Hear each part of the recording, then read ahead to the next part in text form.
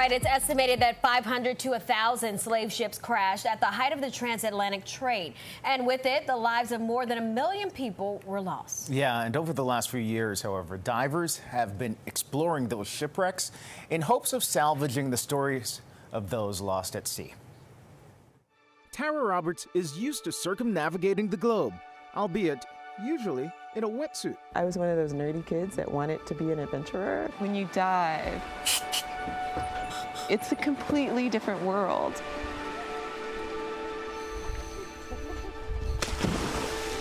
But there's nothing usual about Tara's deep-sea adventures. For years, the National Geographic Explorer has been surveying some of the hundreds of slave shipwrecks around the world.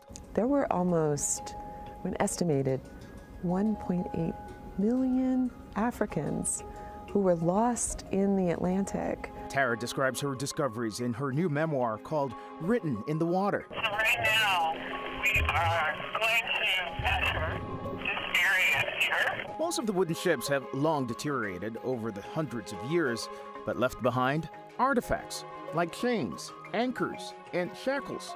Her first slave ship wreckage, discovered in Costa Rica. A slave rebellion on board resulted in the vessel running aground off the coast. Possibly hundreds of slaves escaped their captors there. Do you feel connected to them, the Yes. ancestors? Yes. Under I the do. water? Yes. Yes. Because it's the site of where things actually happened. The memoir, she says, meant to honor the ancestors. It's telling these stories. It's bringing this history up from the depths and back into collective human memory.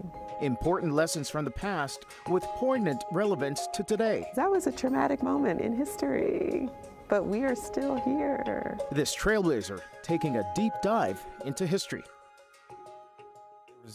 There's an interesting thing that she mentioned, that there were some 300 or so ships where there were rebellions that took place. And if there were female passengers or slaves on board, it was more likely that those ships would become the rebellion ships because of they didn't guard them as much, and black women, y'all weren't going to take it. The women took advantage of that opportunity. Yes, they were fighting back. All right. Interesting story.